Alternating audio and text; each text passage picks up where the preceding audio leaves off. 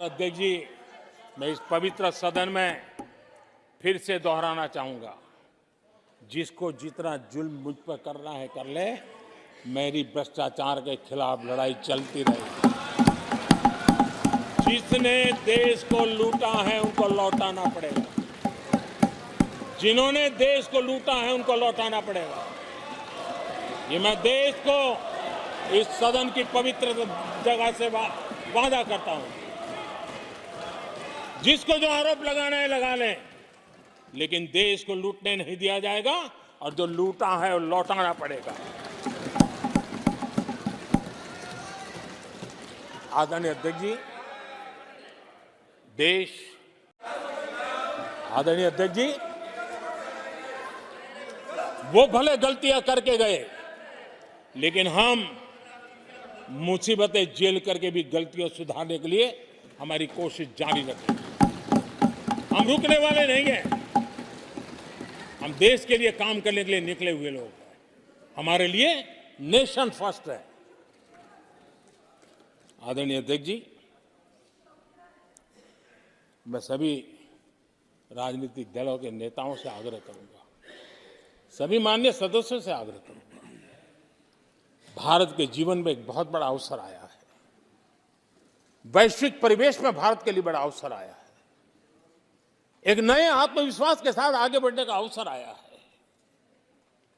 राजनीति अपनी जगह पे होती है, आरोप प्रत्यारोप अपनी जगह पर होता है, लेकिन देश से बढ़कर कुछ नहीं होता है।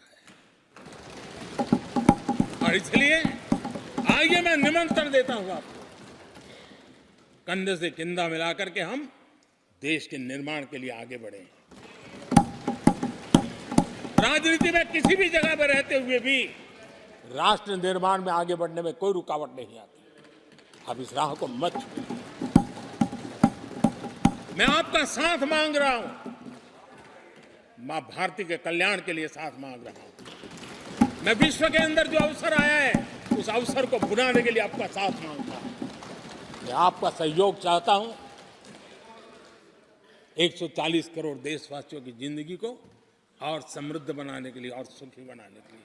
लेकिन अगर आप साथ नहीं दे सकते हैं और अगर आपका हाथ ईंटें फेंकने पर ही तुला हुआ है, तो आप लिख करके रखिए, आपकी हर ईंट को मैं विकसित भारत की नींव मजबूत करने के लिए लगाऊंगा।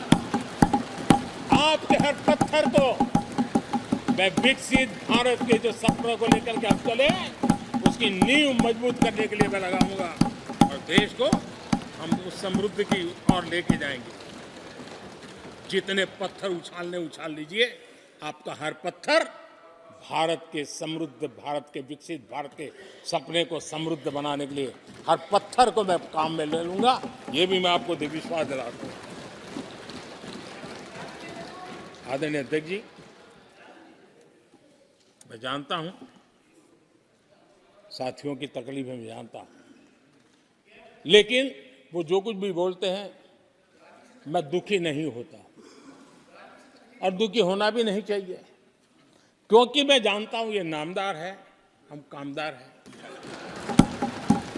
और हम कामदारों को तो नामदारों से सुनना ही पड़ता है। जी तो नामदार कुछ भी कहते रहें, कुछ भी कहने का उनको तो जन्मजात अधिकार मिले हुए हैं और हम कामदारों को सुनना होता है।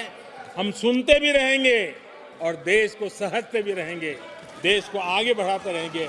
आदरणीय अध्यक्ष जी, आपने मुझे इस पवित्र सदन में आदरणीय राष्ट्रपति जी के उद्बोधन को समर्थन करने के लिए बोलने का अवसर दिया। मैं आदरणीय राष्ट्रपति जी के उद्बोधन को समर्थन देते हुए, धन्यवाद प्रस्ताव पर आभार व्यक्त करते हुए मेरी वाणी को विराम देता हूं।